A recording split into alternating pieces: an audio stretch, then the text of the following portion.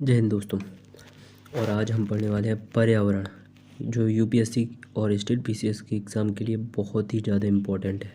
इस समय इससे इस चैप्टर इस सब्जेक्ट से दबा के क्वेश्चन आते हैं। दबा के मतलब बहुत ज़्यादा क्वेश्चंस आते हैं। तो चलिए सीधी बात, नो बकवास। पर्यावरण क्या है?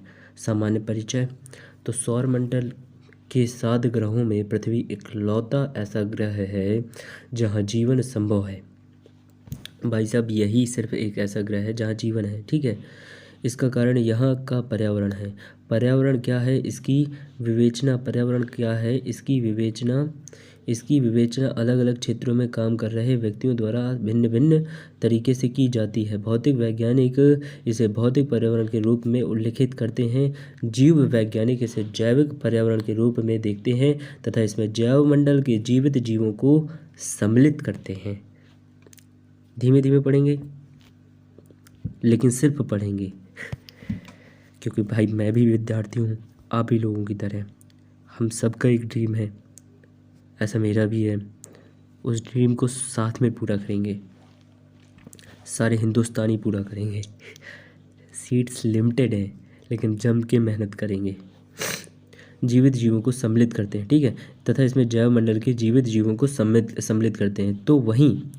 तो वहीं सामाजिक वैज्ञानिक इसे सामाजिक, आर्थिक, संगठनात्मक पर्यावरण के रूप में परिभाषित करते हैं। सामान्य शब्दों में पर्यावरण का आशय है क्या है? जैविक एवं अजैविक घटकों एवं उनके आसपास के वातावरण के सम्मिलित रूप से है। मतलब सामान्य शब्दों में जैविक एवं अजैविक, जैविक मतलब जीवित जो है, लिविंग ऑर्गन्स, एंड अजैविक जो ये कुर्सी, कार, मकान, ये सब अजैविक, या जो और भी बहुत सारे तत्व होते हैं, इनके आसपास के वातावरण के सम्मिलित रूप से है, जो पृथ्वी पर जीवन के आधार को संभव बनाता है। अतः पर्यावरण एक प्राकृतिक परिवेश है जो पृथ्वी पर जीवन को विकसित, पोषित एवं विकास समाप्त होने में मदद करता है। पर्यावरण पर्यावरण पर्यावरण क्या है भैया? पर्यावरण, अरे पर्यावरण, ठीक है, पृथ्वी पर जीवन के आधार को संभव बनाता है। अतः पर्यावरण एक प्राकृतिक परिवेश है जो पृथ्वी पर जीवन को विकसित करता है। पृथ्वी पर जीवन को विकसित यानी डेवलप करता है, विकसित करता है, पोषित करता है, उसको पोषित करता है। जीवन को विकसित किया, फिर उसको बढ़ाया, पोषित किया, फिर बाद में समाप्त करता है। वो चक्र चलता रहता है, ठीक है। विकसित किया, फिर पोषित किया, फिर समाप्त किया, ठीक है। ये पर्यावरण है। एनवायरनमेंट शब्द फ्रेंच भाषा के एनवायरोनियर शब्द से लिया गया है, जिसका अर्थ है घिरा हुआ, घेरना है। पर्यावरण संरक्षण अधिनियम 1986 के अनुसार पर्यावरण किसी जीव के चारों ओर घिरी भौतिक एवं जैविक दशाओं एवं उनके साथ अंतःक्रिया को सम्मिलित करता है, ठीक है। जीवमंडल पौधे एवं जंतु चित्र के माध्यम से समझने का प्रयास करते हैं। जीवमंडल हो गया वायुमंडल, ये ऊपर, जलमंडल ये, जीवमंडल ये, एवं पौधे एवं जंतु, स्थल मंडल नीचे वाला, भूमि, ठीक है। चूँकि मनुष्य प्राकृतिक क्षेत्र से लेकर मानव निर्मित सामाजिक एवं सांस्कृतिक क्षेत्र में रहता है। चूँकि जो मनुष्य है यानी हम और आप प्राकृतिक क्षेत्र से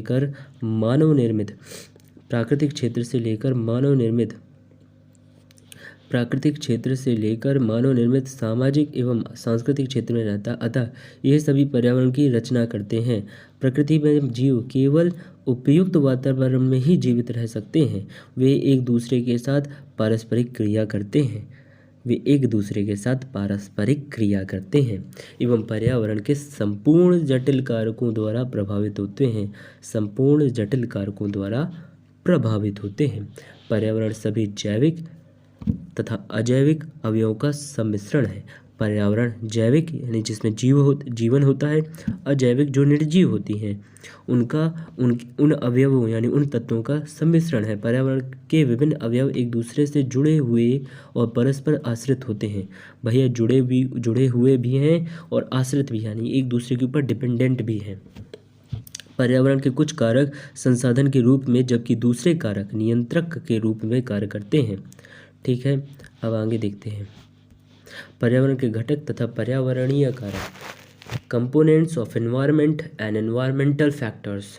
चूँकि पर्यावरण एक भौतिक एवं जैविक संकल्पना है, चूँकि पर्यावरण एक भौतिक एवं जैविक संकल्पना है, अतः इसमें पृथ्वी के भौतिक एवं जैविक भौतिक या अजैविक भौतिक या अजैविक तथा जैविक संगठनों को सम्मिलित किया जाता है। भौतिक या अजैविक तथा जैविक संगठनों को सम्मिलित किया जाता है। पर्यावरण की इस आधारभूत संरचना के आधार पर पर्यावरण को निम्न प्रकार से विभाजित किया जाता है। अजैविक या भौतिक पर्यावरण, अजैविक या भौतिक पर्यावरण, अजैविक या भौतिक पर्यावरण, अजैविक या भौतिक पर्यावरण, स्थलमंडलीय पर्यावरण, स्थलमंडलीय पर्यावरण, स्थलमंडलीय पर्यावरण, स्थलमंडलीय पर्यावरण, वायुमंडलीय पर्यावरण और जलमंडलीय पर्यावरण। स्थलमंडलीय पर्यावरण, स्थलमंडलीय पर्यावरण, वायुमंडलीय पर्यावरण, जलमंडलीय पर्यावरण। यह पुनः पर्वतमाला, ये पुनः पर्वत पर्यावरण, मैदान पर्यावरण, एक मिनट, ये पुनः पर्वत पर्यावरण, मैदान पर्यावरण, झील पर्यावरण, हिमनद पर्यावरण, मरुस्थल पर्यावरण में विभाजित होते हैं। ठीक है। जैविक पर्यावरण, जैविक पर्यावरण, जैविक पर्यावरण, वनस्पति पर्यावरण, जैविक पर्यावरण, वनस्पति पर्यावरण, फ्लोरल एनवायरनमेंट और जंतु पर्यावरण यानी फाउनल एनवायरनमेंट। ओके। पर्यावरण को वृहद तथा लघु स्तर पर समझा जा सकता है। पर्यावरण को वृहद या लघु स्तर पर समझा जा सकता है। पर्यावरण है जो ना हमारा वृहद या वृहद माने बहुत बड़ा, लघु माने बहुत छोटे स्तर पर समझा जा सकता है। यह क्षेत्रीय तथा भूमंडलीय जलवायु की प्रवृत्ति तथा स्थानीय सूक्ष्म जलवायु द्वारा प्रदर्शित होता है। यह क्षेत्रीय तथा भूमंडलीय जलवायु की प्रवृत्ति तथा स्थानीय सूक्ष्म जलवायु द्वारा प्रदर्शित होता है। भौतिक पर्यावरण को जलवायु की दशाओं, भौतिक पर्यावरण को जलवायु की दशाओं जो जैविक समुदायों के लिए विभिन्न प्रकार के निवास क्षेत्र का सृजन करती है। जो जैविक समुदायों के लिए विभिन्न प्रकार के निवास क्षेत्र का सृजन करती है की दृष्टि से भी विभाजित किया जा सकता है। जैसे उष्णकटिबंधीय पर्यावरण, उष्णकटिबंधीय मतलब 30 डिग्री उत्तर से 30 डिग्री मतलब कर्क रेखा से मकर रेखा के बीच में जो भी क्षेत्र होता है उसे उष्णकटिबंधीय बोलते हैं। ठीक है। शीतोष्ण कटिबंधीय पर्यावरण, शीतोष्ण कटिबंधीय पर्यावरण, ध्रुवीय पर्यावरण, शीतोष्ण कटिबंधीय 65 डिग्री 45 मिनट ऐसे कुछ 65 डिग्री से उत्तर से 65 डिग्री मतलब कर्क रेखा और ये 65 डिग्री आता है। ठीक है। अभी आगे पढ़ेंगे, मुझे अभी याद नहीं आ रहा। उष्णकटिबंधीय पर्यावरण, शीतोष्ण कटिबंधीय पर्यावरण, ध्रुवीय पर्यावरण आदि भौतिक पर्यावरण आदि। ठीक है। भौतिक पर्यावरण के साथ सामंजस्य रखने में सामाजिक तथा आर्थिक पर्यावरण की भी महत्वपूर्ण भूमिका होती है। भौतिक पर्यावरण के साथ सामंजस्य रखने के लिए सामाजिक और आर्थिक पर्यावरण की भी महत्वपूर्ण भूमिका होती है। पर्यावरण के संगठकों को तीन भागों में बांटा जाता है। भौतिक या अजैविक संगठक। ठीक है। इसके अंतर्गत स्थल, वायु, जल आदि सम्मिलित होते हैं। स्थल, वायु, जल सम्मिलित होते हैं। ठीक है। जैविक संगठक के अंतर्गत इसके अंतर्गत पादप, मनुष्य समेत जंतु तथा सूक्ष्म जीव सम्मिलित होते हैं। ऊर्जा संगठक सौर ऊर्जा एवं भूतापीय ऊर्जा को ऊर्जा संगठक के अंतर्गत सम्मिलित किया जाता कहते हैं। ऊर्जा संगठक सौर ऊर्जा एवं भूतापीय ऊर्जा को ऊर्जा संगठक के अंतर्गत सम्मिलित करते हैं। सौर ऊर्जा एवं भूतापीय ऊर्जा को ऊर्जा संगठक के अंतर्गत सम्मिलित करते हैं।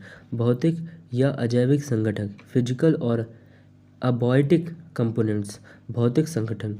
चलिए इसे पढ़ते हैं। इसके अंतर्गत हेडिंग है हमारी भौतिक या जैविक संगठक हेडिंग है। इसके अंतर्गत है भौतिक संगठक के अंतर्गत सामान्य रूप से स्थलमंडल, वायुमंडल, जलमंडल को सम्मिलित किया जाता है। स्थलमंडल जो आसमान होता है, स्थलमंडल जमीन वाला, वायुमंडल आसमान वाला और जलमंडल जल के अंदर वाला जो वातावरण होता है, ठीक है, कहा जाता है। ये तीनों भौतिक संगठक पारितंत्र के उत्पन्न होते हैं। ये तीनों भौतिक संगठक पारितंत्र के उपतंत्र होते हैं, पारितंत्र के उपतंत्र होते हैं। भौतिक वातावरण वायु, प्रकाश, ताप, जल, मृदा जैसे कारकों से बना होता है। ये अजैविक कारक जीवों की सफलता का निर्धारण एवं उनकी बनावट, जीवन चक्र, शरीर क्रिया, विज्ञान तथा व्यवहार पर प्रभाव डालते हैं। जीवों के विकास तथा प्रजनन पर जैविक कारकों का भी प्रभाव पड़ता है। जीवों के प्रकार, फिर से समझते हैं। ये जो होते हैं ये अजैविक कारक जीवों की सफलता का निर्धारण एवं उनकी बनावट, जीवन चक्र, शरीर क्रिया, विज्ञान तथा व्यवहार पर प्रभाव डालते हैं। जीवों के विकास तथा प्रजनन पर जैविक कारकों का प्रभाव पड़ता है। वायुमंडल एटमॉस्फियर वायुमंडल से आशय पृथ्वी के चारों ओर विस्तृत गैसीय आवरण से है। पृथ्वी पर स्थित अन्य मंडलों की भांति वायुमंडल भी जैव व अजैव कारकों के लिए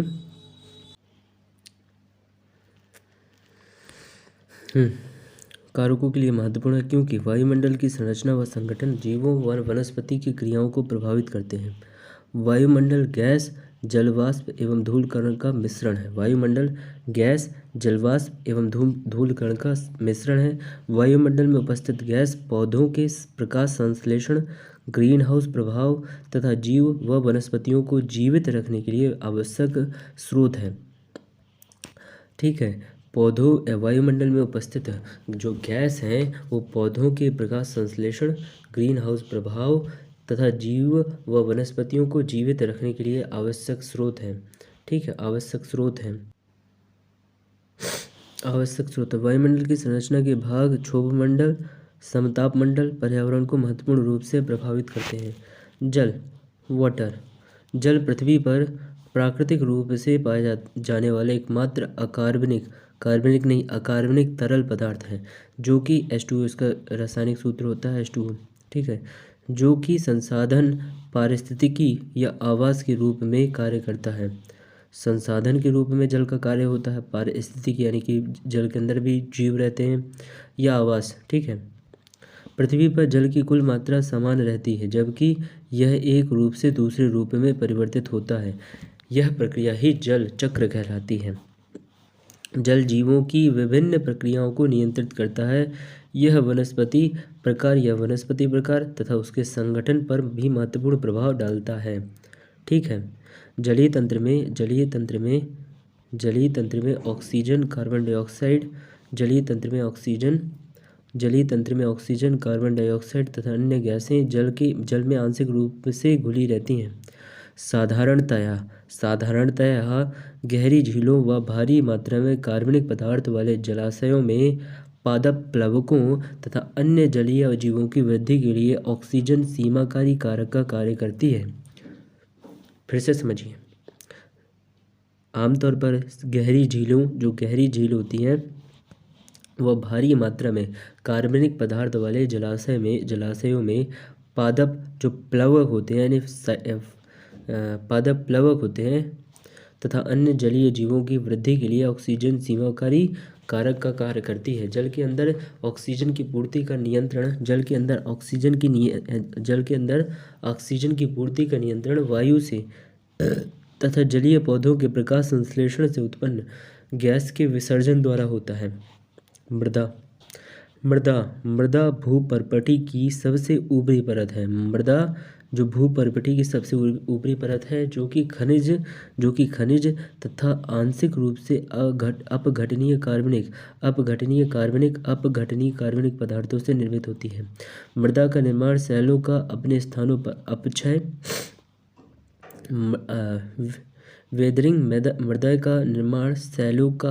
मृदा का जो निर्माण है ना वो सेलों का अपने स्थान पर अपक्षय, से या स्थानांतरित तलछटों का जल या वायु द्वारा अपरदन इरोजन से होता है।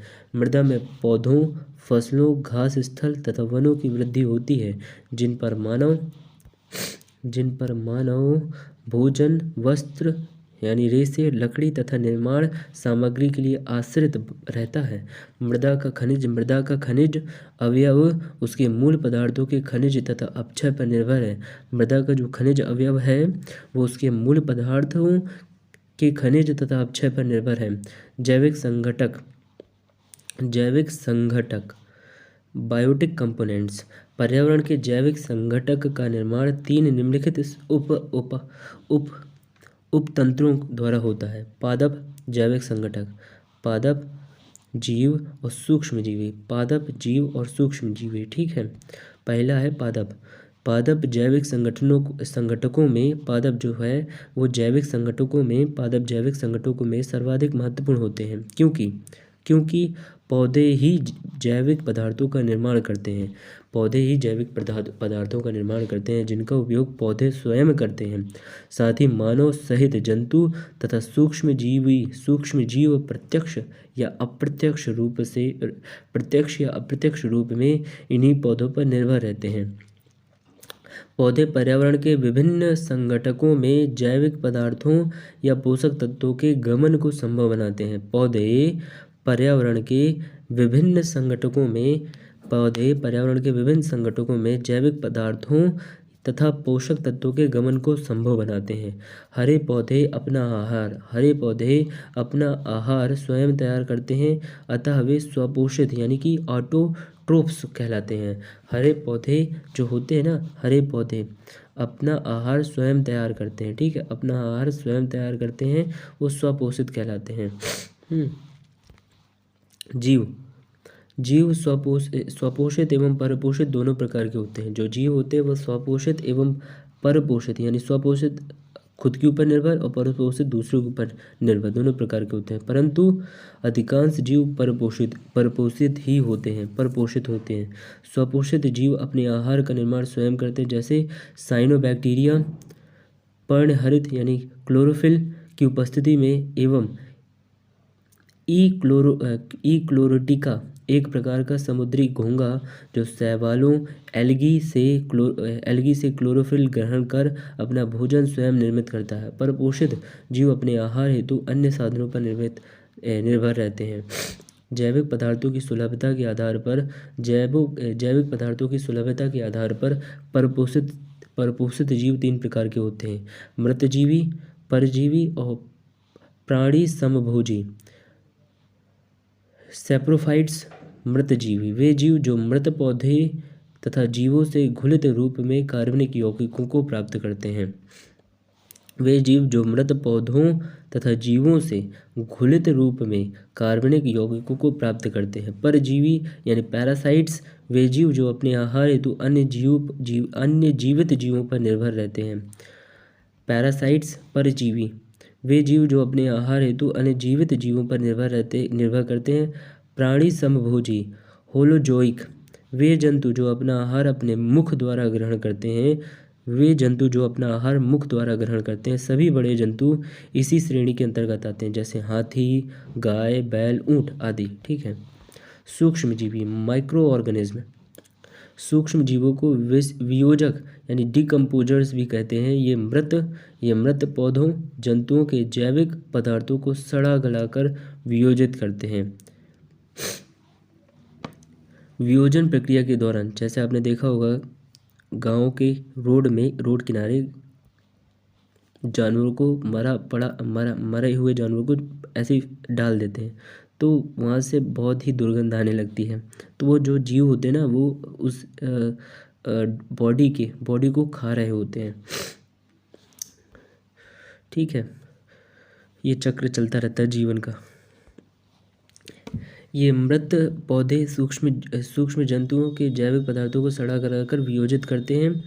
वियोजन प्रक्रिया के दौरान ये अपना आहार भी ग्रहण करते हैं, साथ ही इन्हें सरल रूप में रूपांतरित कर हरे पौधों हेतु पुनः उपलब्ध कराते हैं। ठीक है। सूक्ष्म जीवों के अंतर्गत सूक्ष्म बैक्टीरिया तथा कवक यानी फंगी सम्मिलित होते हैं, फंगी। अब यहाँ देखिए इस चित्र में सबसे अच्छा है डिकम्पोजर्स। पहले उत्पादक प्रोड्यूसर, फिर उसको उपभोक्ता खाता है, फिर हमारा उत्पादक है हमारा पौधा, और उपभोक्ता है चूहा, चूहा इसको खाता है, और ईगल यानी बाज चूहे को खाती है। वैसे इसको सांप खाता है चूहे को, और सांप को बाज खाती है। और अब घटक डिकम्पोजर्स ही होता है, इन सब को खाता है ये बाद में, मतलब इसको खाते हैं जब ये मर जाते हैं ना बाज। ठीक है। ऊर्जा संघटक, ऊर्जा संघटक, चलिए ऊर्जा संघटक इसके अंतर्गत सौर प्रकाश, सौर विकिरण तथा उसके विभिन्न पक्षों को सम्मिलित किया जाता है। सूर्य से प्राप्त ऊर्जा सौर ऊर्जा कहलाती है, जो विद्युत चुंबकीय तरंग के रूप में होती है, अतः इसे विद्युत चुंबकीय विकिरण भी कहा जाता है। ठीक है, समझे ना, विद्युत चुंबकीय तरंग भी कहा जाता है। सूर्य की बाह्य सतह की अत्यंत तापदीप्त गैसें नीचे से गर्म होने पर, सूर्य की बाह्य सतह की अत्यंत तापदीप्त गैसें नीचे से गर्म होने पर ऊर्जा का उत्सर्जन करती हैं, जिन्हें फोटॉन कहते हैं। पृथ्वी की सतह पर प्राप्त सौर ऊर्जा को सूर्यातप यानी इंसुलेशन कहते हैं, सूर्यातप इंसुलेशन कहते हैं, और सौर विकिरण यानी सोलर रेडिएशन कहते हैं। इंसुलेशन जो पृथ्वी में सूर्य की किरणें आती है उसे सोलर रेडिएशन या इंसुलेशन कहते हैं। ठीक है। पृथ्वी की क्षैतिज सतह पर पहुंचने वाले सकल सौर विकिरण को भूमंडलीय विकिरण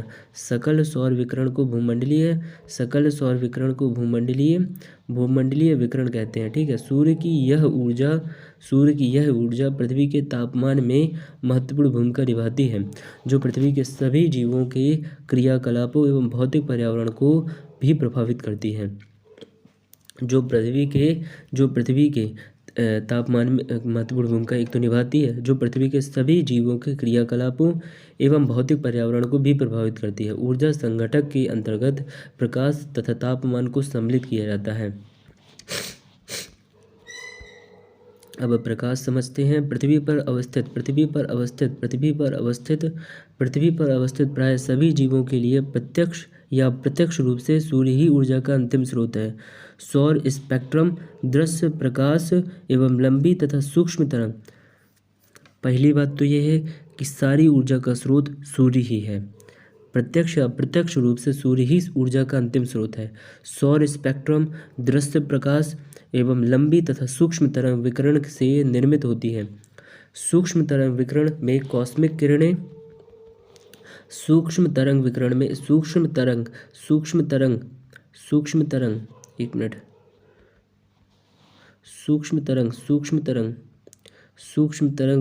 कॉस्मिक किरणें, एक्स किरणें तथा पराबैंगनी किरणें पाई जाती हैं, जिनका तरंगदैर्ध्य 400 nm से कम होता है। प्रकाशीय स्पेक्ट्रम के दृश्य स्पेक्ट्रम, जिनका तरंगदैर्ध्य 400 से 700 नैनोमीटर होता है, यानी नैनोमीटर। प्रकाशीय स्पेक्ट्रम के दृश्य स्पेक्ट्रम जिनका तरंगदैर्ध्य 400 से 700 नैनोमीटर होता है, वे प्रकाश संश्लेषी सक्रिय विकिरण यानी फोटोसिंथेसिस एक्टिव रेडिएशन PAR कहलाते हैं। प्रकाश संश्लेषी सक्रिय विकिरण कहलाते हैं। साथ ही अवरक्त तरंगदैर्ध्य इंफ्रारेड वेवलेंथ 740 नैनोमीटर से ज़्यादा होती है, nm से ज़्यादा होती है। समताप मंडल में स्थित ओजोन द्वारा पराबैंगनी तरंगदैर्ध्य विकिरण, ये ओजोन परत है, यहाँ से आ रही है पराबैंगनी किरणें जो रोकती है ओजोन परत पराबैंगनी किरणों को रोकती है। पराबैंगनी तरंगदैर्ध्य विकिरण, तरंगदैर्ध्य जिनकी लंबाई 100 नैनोमीटर से 400 नैनोमीटर का तेजी से अवशोषण हो जाता है। इस कारण पराबैंगनी विकिरण का सिर्फ अल्प भाग ही पृथ्वी तक पहुंचता है। तरंग दैर्ध्य अल्पभाग ही, नहीं तो स्किन कैंसर होने के प्रबल चांसेस होते हैं। तरंग दैर्ध्य के आधार पर पराबैंगनी विकिरणें यानी अल्ट्रावायलेट रेडिएशन 3 प्रकार की होती हैं। यूवी, यूवीबी, यूवीसी जो पहले प्रकार की है, यूवीबी जो दूसरे प्रकार की, यूवीए जो 340 से 400 नैनोमीटर के बीच में होती है, यूवीबी 280 से 320 नैनोमीटर में, यूवीसी 100 से 280 यहाँ दिया गया है, अगर आपको दिख जाए। वैसे दिख रहा है। Short wavelength and visible light, ultraviolet, UV and gamma rays, X rays, okay, microwave rays और radar, radio, broadcast band, infrared radiation 700 nanometre, 700 यहाँ इंफ्रारेड 700 नैनोमीटर, और यहाँ पर विजिबल लाइट, ठीक है, तो 600 प्रकाशीय। चलिए, और ये तो आपने समझा ही नहीं, समझ सकते हैं। सारी ऊर्जा, सारी पृथ्वी पे जितनी भी ऊर्जा का स्रोत है सूर्य देवता हमारे। इनसे कौन कौन ऊर्जा प्राप्त करते? पौधे प्राप्त करते, पौधे से शाकाहारी, ठीक है, मांसाहारी भी। पौधे से वायुमंडल को O2, CO2 एवं जल, ठीक है, वायुमंडल में होता है, और वायुमंडल से CO2 पौधे लेते हैं, फिर O2 छोड़ देते हैं, ठीक हो। तो शाकाहारी भी O2 लेते हैं इनसे। अब घटक जो होते हैं डीकम्पोजर, मृदा पोषक तत्व, वो पौधे भी खाते हैं, शाकाहारी मांसाहारी को भी खाते हैं, इनसे भी लेते हैं, जल लेते हैं, ठीक है। मृदा पोषक तत्व, मिट्टी भी, अब घटक तो मिट्टी में ही रहते हैं। पौधों पर प्रकाश का प्रभाव, पौधों के लिए प्रकाश की तरंग दैर्ध्य यानी वेवलेंथ, इंटेंसिटी और अवधि, एक मिनट, पौधों के लिए प्रकाश की तरंग दैर्ध्य, तीव्रता और अवधि, दिन की अवधि बहुत महत्वपूर्ण है। अक्षांश तथा दिन के समय के अनुसार प्रकाश की तीव्रता परिवर्तित होती रहती है। ध्यातव्य है कि प्रकाश द्वारा पौधों में प्रकाश संश्लेषण, वृद्धि तथा प्रजनन प्रभावित होते हैं। प्रकाश द्वारा पौधों में प्रकाश संश्लेषण वृद्धि तथा प्रजनन प्रभावित होते हैं। प्रकाश पुष्पन, बीज अंकुरण और पादप प्रवृद्धि आदि क्रियाओं में मुख्य भूमिका निभाते हैं। पौधों तथा फसलों में पुष्पन और फलन, फ्रूटिंग जैसी क्रियाएं प्रकाश की अवधि द्वारा नियंत्रित होती है।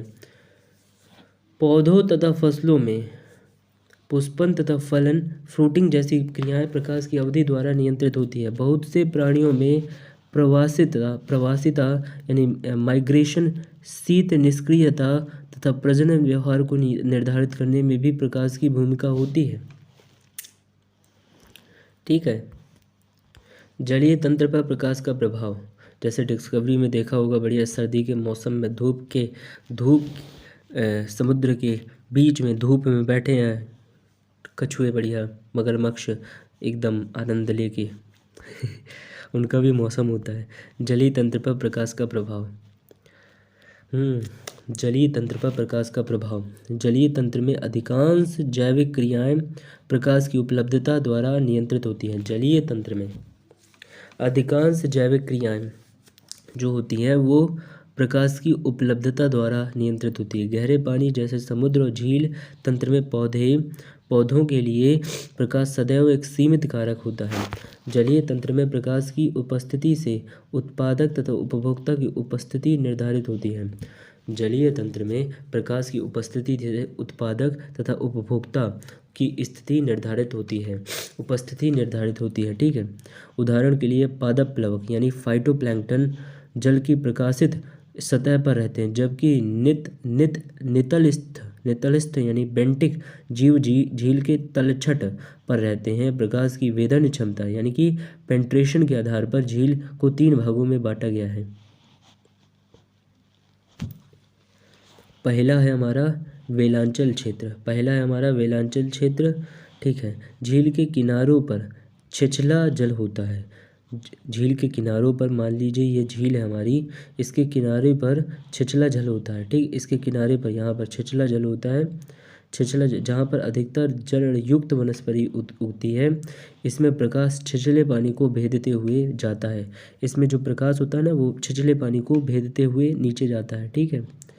और सरोजावी क्षेत्र, वेलांचल के आगे का खुला जल, वेलांचल के आगे का ये छिछला जल है।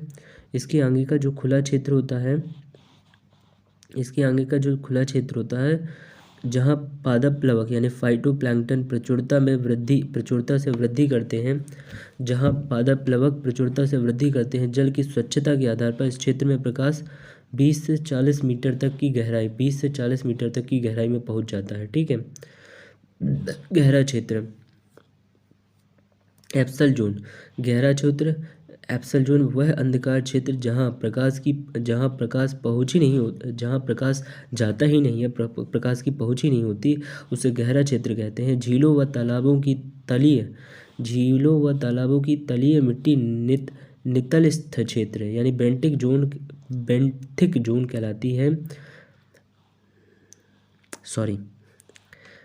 फिर से समझते हैं। झीलों व तालाब की तलीय मिट्टी नितलस्थ क्षेत्र बेंथिक जोन बनाती है, जो कि नितलस्थ जीवों जैसे घोंघा, स्लगों और सूक्ष्म जीवों का आवास स्थल होता है।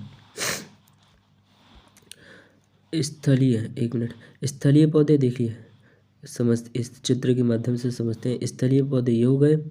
वेलांचल क्षेत्र, झील के थोड़ी से किनारे डूबे हुए पौधे, जहाँ छिछला पानी होता है, तैरते हुए पौधे। जलमग्न क्षेत्र ये है, ठीक है। सरोजावी क्षेत्र, खुला जल ये होता है। प्रकाशित क्षेत्र, ठीक है, यहाँ पर फाइटोप्लैंक्टन होते हैं, जल प्लावक। और नितलस्थ क्षेत्र, यहाँ पर प्रकाश जाता ही नहीं है नीचे। तापमान किसी पदार्थ के गर्म या ठंडा होने का परिमाण होता है। तापमान किसी पदार्थ के गर्म या ठंडा होने का परिमाण होता है, ठीक है, परिमाण होता है। धरातलीय गुण भी तापमान के वितरण को प्रभावित करते हैं। धरातलीय गुण भी तापमान के वितरण को प्रभावित करते हैं। हिमाच्छादित क्षेत्रों द्वारा सौर विकिरण को अधिक परिवर्तित किए जाने के कारण हिमाच्छादित जो हिम से आच्छादित हैं यानी बर्फ से ढके हुए जो क्षेत्र हैं, सौर विकिरण को अधिक परावर्तित करते हैं। वो लोग, जैसे सौर विकिरण आई, ये चली गई, परावर्तित किए जाने के कारण इस क्षेत्र में तापमान कम होता है, जिसका प्रभाव यहाँ की वनस्पति एवं जीव जंतु पर देखने को मिलता है। जबकि रेतीली क्षेत्र द्वारा सौर विकिरण के अधिक अवशोषण के कारण तापमान अधिक होता है, ठीक है। इस प्रकार विभिन्न ताप कटिबंधों में ताप की विषमता जीव तथा वनस्पति की प्रकृति को प्रभावित करती है, ठीक है। पृथ्वी की सतह पर ऊर्ध्वाधर तापमान प्रवणता ताप ह्रास दर लैप्स रेट ऑफ टेम्परेचर कहलाती है, जो कि औसत प्रति 1000 मीटर की ऊंचाई पर 6.5 डिग्री सेल्सियस है। अर्थात धरातल से ऊंचाई पर जाने पर तापमान में कमी आती है। जलवायु की स्थिति, पौधों की वृद्धि, अनुक्रिया तथा जीवों के क्रियाकलापों पर तापमान का महत्वपूर्ण प्रभाव पड़ता है। तापमान पौधों के लिए उद्दीपन का कार्य कर उनकी वृद्धि को निर्धारित करता है। पर्यावरण का स्थानिक तथा समय मापक्रम, spatial and time scales of environment. अधिकतर जीव अपने पर्यावरण के स्थानिक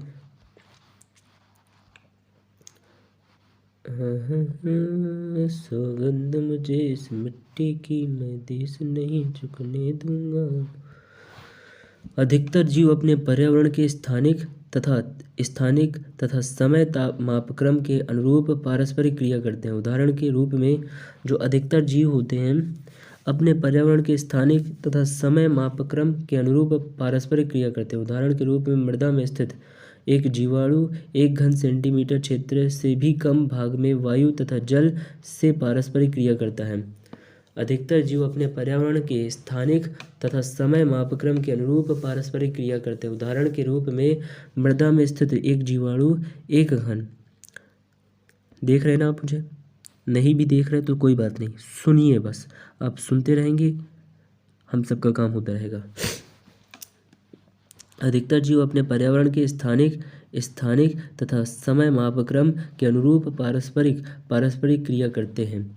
उदाहरण के रूप में मृदा में यानी मिट्टी में स्थित एक जीवाणु एक घन सेंटीमीटर क्षेत्र से भी कम भाग में वायु तथा जल से पारस्परिक क्रिया करता है।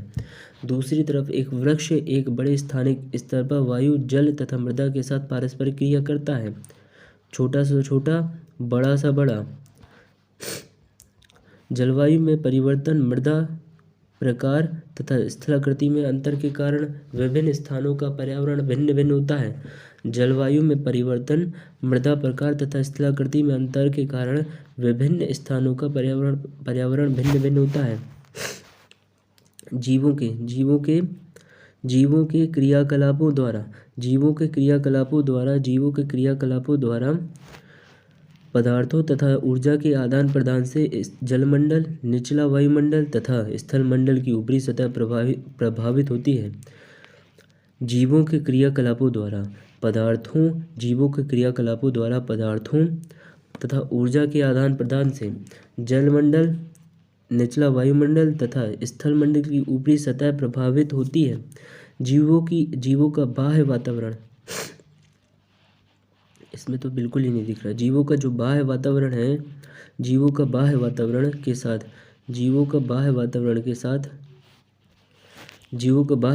के साथ एक समय सीमा तक, जो कि कुछ मिनटों से दिनों, ऋतुओं की या भूवैज्ञानिक समय मापक्रम के लंबे अंतराल तक हो सकता है, जूझना पड़ सकता है। उदाहरण के लिए, जीवों को बाह्य वातावरण के साथ एक समय सीमा तक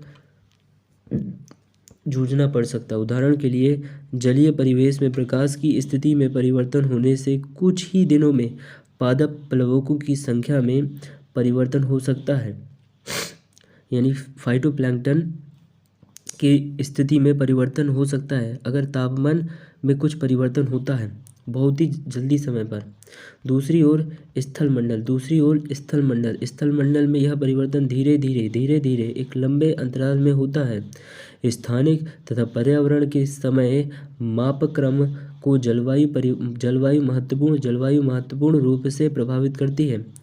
देखो, स्थानिक तथा पर्यावरण के समय मापक्रम को जलवायु महत्वपूर्ण रूप से प्रभावित करती है। इसके अलावा आवास एवं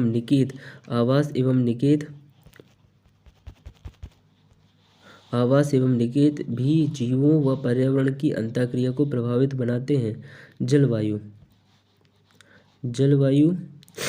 एक नियत स्थान तथा समय पर वायुमंडल के क्षणिक लक्षणों जैसे तापमान, दाब, आर्द्रता, वर्षा, सौर प्रकाश, बादल तथा वायु को मौसम कहते हैं। एक नियत स्थान तथा समय पर वायुमंडल के क्षणिक लक्षणों जैसे तापमान, दाब, आर्द्रता, वर्षा, सौर प्रकाश, बादल तथा वायु को मौसम कहते हैं। क्षेत्र विशेष में वायुमंडलीय स्थिति की सामान्य अवस्थाएं, ऋतु परिवर्तन तथा मौसमी चरम सीमाओं की लंबे समय की औसत स्थिति जलवायु कहलाती है।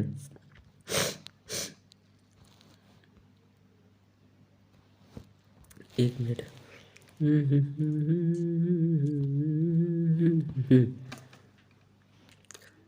क्षेत्र विशेष में वायुमंडलीय स्थिति की सामान्य अवस्थाएं, ऋतु परिवर्तन तथा मौसमी चरम सीमाओं की लंबे समय की औसत स्थिति जलवायु कहलाती है।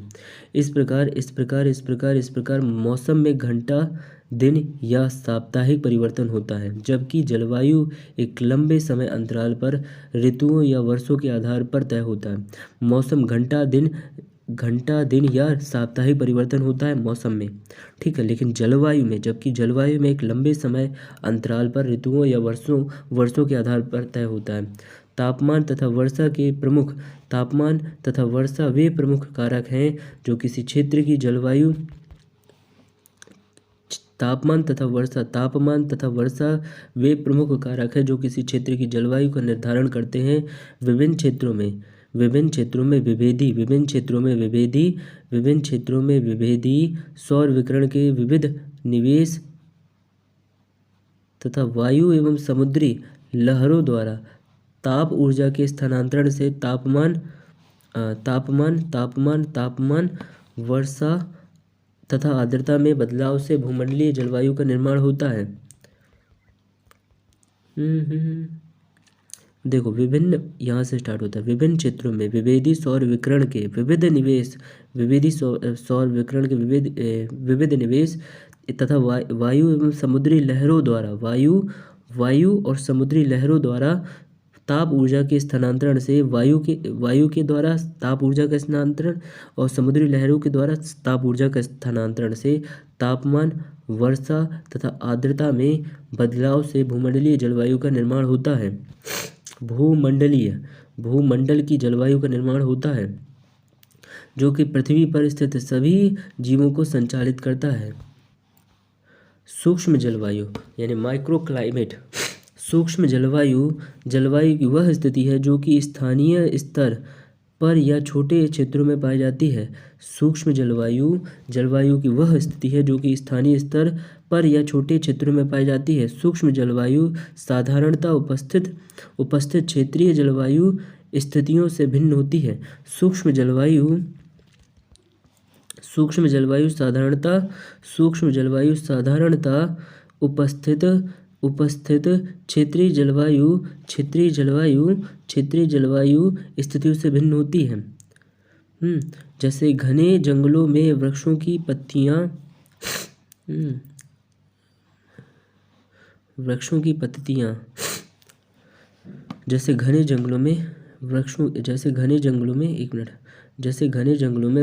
पत्तियां जमीन पर पड़ने वाले प्रकाश की मात्रा को कम कर देती हैं, जिस कारण वायु के तापमान में भी परिवर्तन हो जाता है।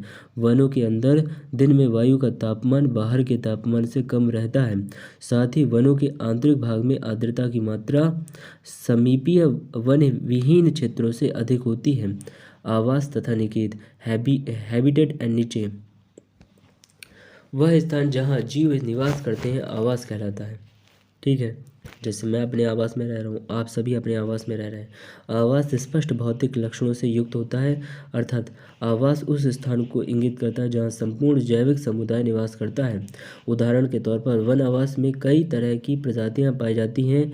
आवास विशेष की पर्यावरणीय स्थिति पाए जाने वाले पौधों तथा प्राणियों को प्रभावित करते हुए कुछ विशिष्ट लक्षण दर्शाती हैं। आवास विशेष की पर्यावरणीय स्थिति पाए जाने वाले पौधों तथा प्राणियों को प्रभावित करते हुए कुछ विशिष्ट लक्षण दर्शाती है। जैसे लवणता युक्त मृदा में उगने वाले पौधों में ऐसे कई विशेष लक्षण होते हैं जो सामान्य लवणहीन मृदा में उगने वाले पौधों में नहीं पाए जाते। देखो, पौधों में ऐसे कई विशेष लक्षण होते हैं। लवण युक्त मृदा में उगने वाले पौधों में ऐसे कई विशेष लक्षण होते हैं जो सामान्य लवण विहीन मृदा में उगने वाले पौधों में नहीं होते। ठीक है, एक आवास में कई निकेत हो सकते हैं। एक आवास में कई निकेत हो सकते हैं। ठीक है, निकेत के द्वारा हमें किसी प्रजाति के पारिस्थितिकी तंत्र में उसके स्थान का पता चलता है। ठीक है, अर्थात एक प्रजाति को जीवित रहने के लिए जिन जैविक भौतिक या रासायनिक कारकों की जरूरत होती है उन्हें सम्मिलित रूप से निकेत कहते हैं। मान लीजिए एक प्रजाति है, उसको जीवित रहने के लिए जिन जैविक भौतिक और रासायनिक कारकों की जरूरत होती है उन्हें सम्मिलित रूप से निकेत कहते हैं। ठीक है, प्रत्येक जाति का एक विशिष्ट निकेत होता है। तथा कोई भी दो जातियां दो जातियाँ एक ही निकेत में नहीं रह सकती। यदि प्रजातियों को उनके प्राकृतिक आवास में संरक्षित करना है तो उनके विशिष्ट निकेत की पर्याप्त जानकारी होनी चाहिए, क्योंकि किसी भी जीव की कार्यात्मक भूमिका अपने निकेत में ही संपन्न होती है। ठीक है। मानव पर्यावरण संबंध यानी प्राचीन काल से वर्तमान काल तक, human environment relation from ancient period to present. मनुष्य के प्राकृतिक पर्यावरण के साथ मनुष्य की प्राकृतिक पर्यावरण के साथ दो तरफा भूमिका होती है। वह जैविक संगठक के रूप में भौतिक मनुष्य की हैसियत से तथा दूसरी तरफ सामाजिक, आर्थिक एवं प्रौद्योगिक मनुष्य के रूप में पर्यावरण को प्रभावित करता है। चूँकि मानव अन्य प्राणियों की तुलना में शारीरिक एवं मानसिक के साथ प्रौद्योगिकी स्तर पर भी सर्वाधिक विकसित प्राणी हैं, मानते हैं ना आप लोग। अतः वह प्राकृतिक लेकिन अन्य प्राणियों की अपेक्षा सबसे ज़्यादा क्रूर प्राणी है। वह प्राकृतिक पर्यावरण को बड़े स्तर पर परिवर्तित कर अपने अनुकूल बनाने में भी समर्थ है।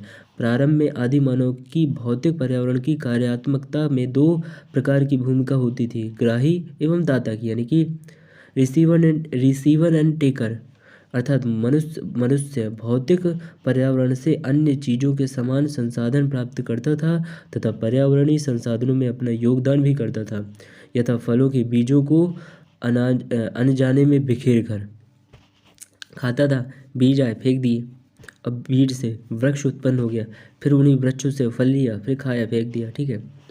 इस प्रकार संस्कृति के विकास के प्रथम चरण में मनुष्य भौतिक पर्यावरण के अन्य कारकों के समान एकमात्र कारक था, परंतु उसके समाज तथा संस्कृति के विकास के साथ उसकी बुद्धि, उसका कौशल तथा उसकी प्रौद्योगिकी भी विकसित होती गई एवं पर्यावरण के साथ उसकी भूमिका तथा संबंध में भी उत्तरोत्तर परिवर्तन होता गया।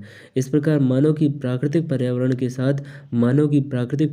साथ भूमिका, जो प्रारंभ में पर्यावरण के कारक के रूप में थी, समय के साथ बदलती गई। यह पर्यावरण कारक से पर्यावरण के रूपांतरण करता यानी मोडिफायर तथा पर्यावरण का परिवर्तन करता यानी चेंजर से पर्यावरण के विध्वंस करता डिस्ट्रॉयर।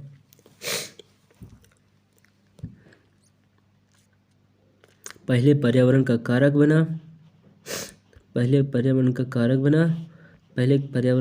बना, फिर मोडिफायर यानी रूपांतरण करता बना, मोडिफायर तथा पर्यावरण का परिवर्तन करता बना, परिवर्तन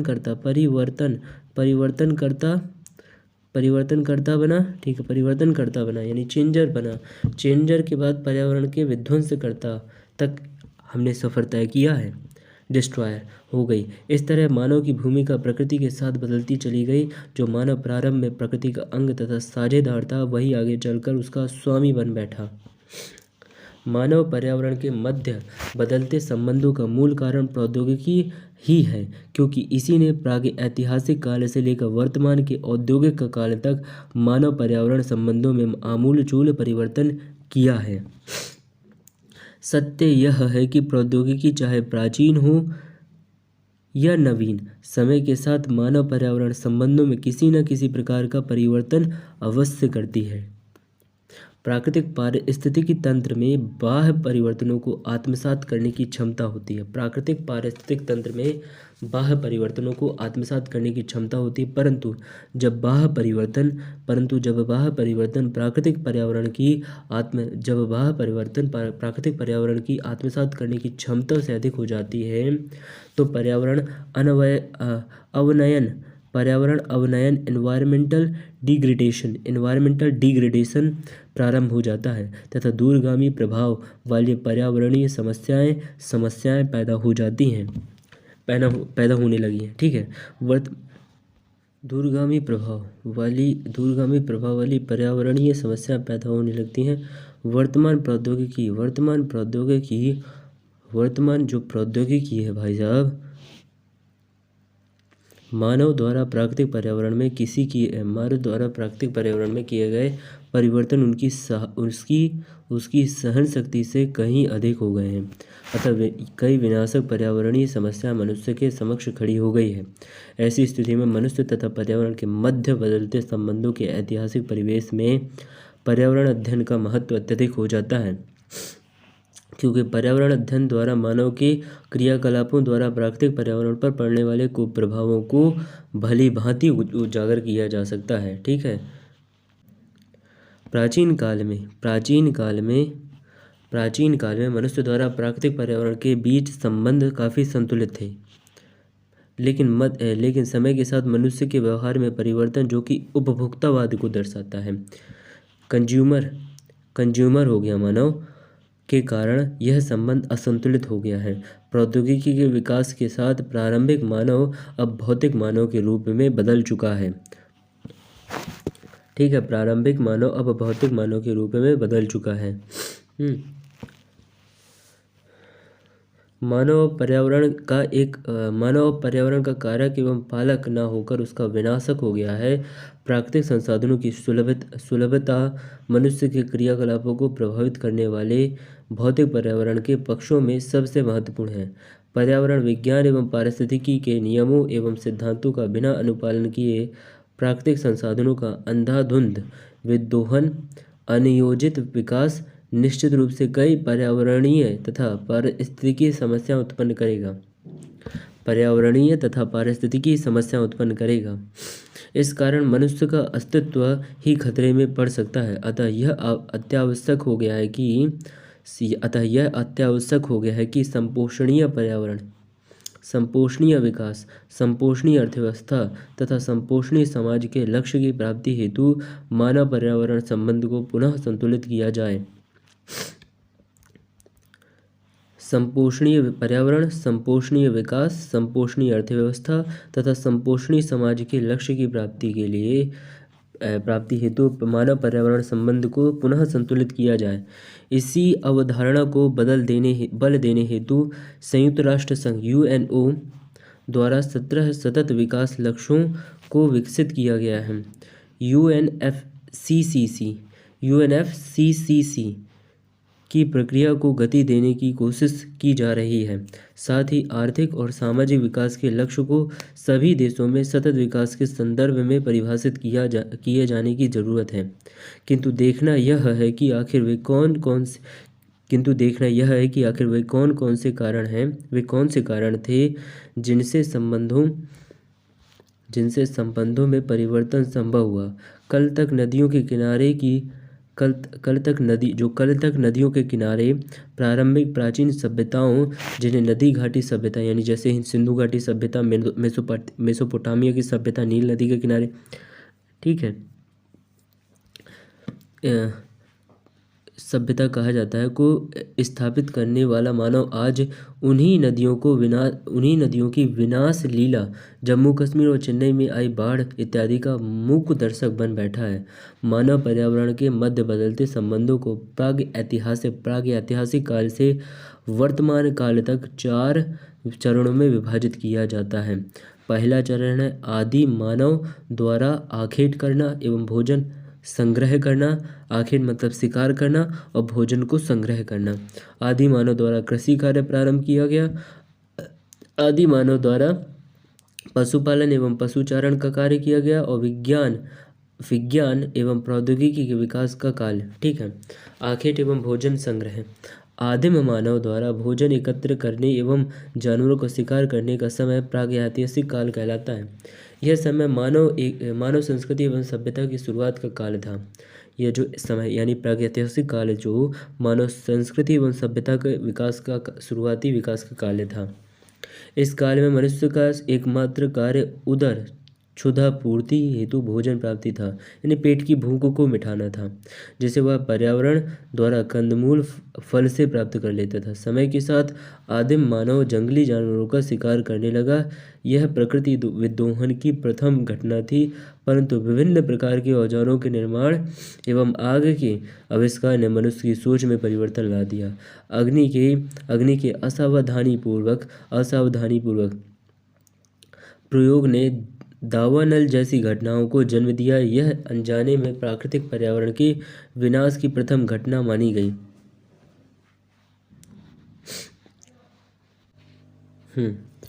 साथ ही बढ़ती जनसंख्या के साथ ये घटनाएं अन्य जगहों पर भी होने लगी एवं पर्यावरण की क्षति होने लगी। ठीक है। आदिम मानव द्वारा कृषि कार्य। यह अनुमान लगाया जाता है कि प्रारंभ में मानव ने स्वयं के खाए हुए बीज, स्वयं मतलब जो वो खाता था फल, फिर उसके बीज को फेंक कर पौधों को उगते देखा होगा, जिससे उसके मन में पौधारोपण की इच्छा हुई होगी। इस प्रकार प्राचीन कृषि का विकास एवं स्थायी जीवन की शुरुआत हुई होगी। इसके साथ ही प्राचीन नदी सभ्यताओं का भी प्रादुर्भाव हुआ। पेयजल तथा उपजाऊ भूमि की उपलब्धता ने लोगों को नदी घाटियों में बसने को आकर्षित किया। आदिम मानव द्वारा पशुपालन एवं पशुचारण कार्य। प्रारंभ में आदिम मानव ने मांस एवं दूध के उद्देश्य की पूर्ति हेतु पशुओं को पालने का कार्य किया। साथ ही प्राकृतिक पर्यावरण के साथ सामंजस्य बनाते हुए आवास निर्माण एवं चारा प्रबंधन का प्रयोग भी शुरू किया। ठीक है। इससे सामूहिक जीवन का जन्म हुआ, जो संभवतः सुरक्षा के पहलू से जुड़ा हुआ था। अब भी जनसंख्या नियंत्रण सीमा में थी, जिसके कारण प्राकृतिक पर्यावरण पर कोई नकारात्मक प्रभाव नहीं पड़ रहा था। मानव के विकास की कहानी ने मनुष्य तथा प्राकृतिक पर्यावरण के मध्य अब तक चले आ रहे मित्रवत एवं मधुर संबंधों में पर्याप्त परिवर्तन ला दिया। लगभग 18वीं शताब्दी के उत्तरार्ध तक मानव ने जो भी बदलाव पर्यावरण में किया था, वह पर्यावरण पर नकारात्मक प्रभाव डालने वाला नहीं था, बिल्कुल नहीं था। ठीक है। उस दौरान मनुष्य प्राकृतिक संसाधनों को स्वयं के अनुरूप बनाने में समर्थ हो गया था, लेकिन प्रकृति की सर्वोच्चता बनी हुई थी। किंतु औद्योगिक क्रांति एवं विज्ञान एवं तकनीकी के विकास ने मानव पर्यावरण संबंधों की दिशा को तय करने में बड़ी भूमिका निभाई। विज्ञान एवं प्रौद्योगिकी के विकास का काल, ये हेडिंग है आपकी। और चलिए, आदिम मानव द्वारा प्राग ऐतिहासिक काल के समय के कुछ प्रौद्योगिकीय विकास प्रौद्योगिकी के इतिहास में मील के पत्थर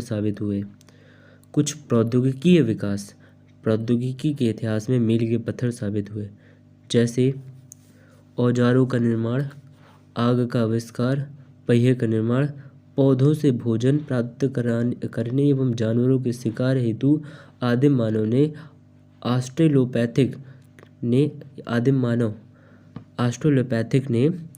जिन्हें हम ऑस्ट्रेलोपैथिकस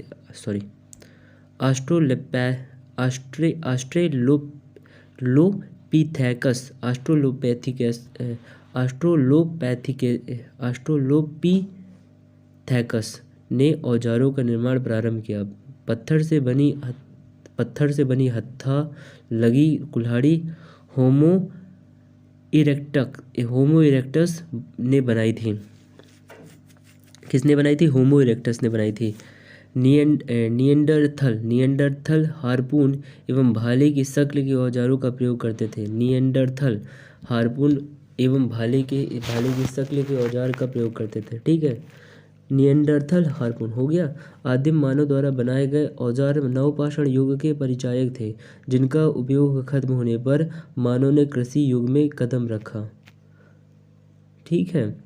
आदिम मानव द्वारा बनाए गए औजार नवपाषाण युग के परिचायक थे, मतलब उससे पहले आदिम मानव ने बनाया, फिर जो नवपाषाण काल का मानव आया उसने उससे बेहतर औजार बनाए। ठीक है।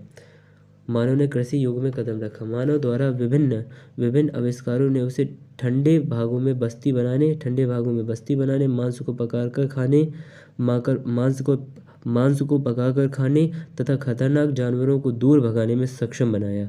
आग के आविष्कार ने मानव के सांस्कृतिक विकास के साथ साथ प्राकृतिक संसाधनों के उपयोग को भी बढ़ाया। ठीक है। पहिए के आविष्कार ने मानव जीवन में युगांतकारी परिवर्तन लाकर उसके जीवन को सुगम बनाने में सहायता की। पहिए का जब विकास हो गया तो एक जगह से दूसरे जगह जाने में उसको समय का बहुत ही कम उपयोग होने लगा। ठीक है, मतलब समय बहुत ही कम लगने लगा और सामान भी आसानी से एक जगह से दूसरे स्थान तक जाने लगा। पहला पहिया लट्ठे के जैसा गोल था। मिट्टी एवं टेराकोटा के बर्तन बनाने में पहिए का प्रयोग चाक के रूप में किया जाता था। औद्योगिकरण का सबसे पहला संकेत लकड़ी और पत्थर का औद्योगिकीय उपयोग था। चकमक पत्थर की कुल्हाड़ियाँ किसान के लिए घने जंगलों को साफ करके फसल उगाने एवं पेड़ों को गिराने हेतु प्रयोग में लाई जाती थीं। 7वीं एवं 6वीं शताब्दी ईसा पूर्व तक मानव ने लोहे का प्रयोग हथियार बनाने में किया तथा इसे कांसे से ज़्यादा बेहतर पाया। किसे? लोहे को। यह खोज मानव को पाषाण युग से निकाल कर लाई और यहीं से औद्योगिक क्रांति की शुरुआत हुई। 18वीं सदी के उत्तरार्ध यानी 1750 से औद्योगिक क्रांति की शुरुआत हुई और 1757 में प्लासी का युद्ध हुआ। समझिए, बंगाल में ब्रिटिशों का कब्जा, तो बंगाल से जितना भी धन था ब्रिटेन जा रहा और वहीं से औद्योगिकरण की शुरुआत हुई। इस समय विज्ञान एवं प्रौद्योगिकी विकसित एवं दक्ष थी, जिससे औद्योगिकरण में मुख्य भूमिका निभाई। इसके साथ ही प्राकृतिक संसाधनों का अविवेकपूर्ण दोहन प्रारंभ हुआ। मानव पर्यावरण संबंधों में कटुता आई एवं मानव ने नगरीकरण एवं विलासितापूर्ण जीवन की पूर्ति हेतु पर्यावरण की अपूरणीय क्षति की। इस क्षति का परिणाम विभिन्न पारिस्थितिकीय समस्याओं के रूप में हुआ, जिससे पूरी मानव जाति को झकझोर कर रख दिया। इस भयावह स्थिति ने पूरे विश्व को एक मंच पर लाकर यह सोचने हेतु मजबूर कर दिया कि आखिर यह प्राकृतिक दोहन कब तक एवं किस कीमत पर हो। यह मनुष्य के अविवेकपूर्ण कार्यों का परिणाम है कि वह आज खुद की ही बनाई गई कब्र पर खड़ा है। कौन? भैया हम लोग, मनुष्य, जो सबसे बुद्धिमान प्राणी हैं, अपनी कब्र खोद दी। मानव एवं पर्यावरण के मध्य अंतर क्रियाओं एवं अंतर संबंधों की परिणति ने दो रूपों में होती है: मानव पर पर्यावरण प्रभाव और पर्यावरण पर मानवीय प्रभाव। ठीक है, तो मानव पर पर्यावरण प्रभाव को हम पढ़ेंगे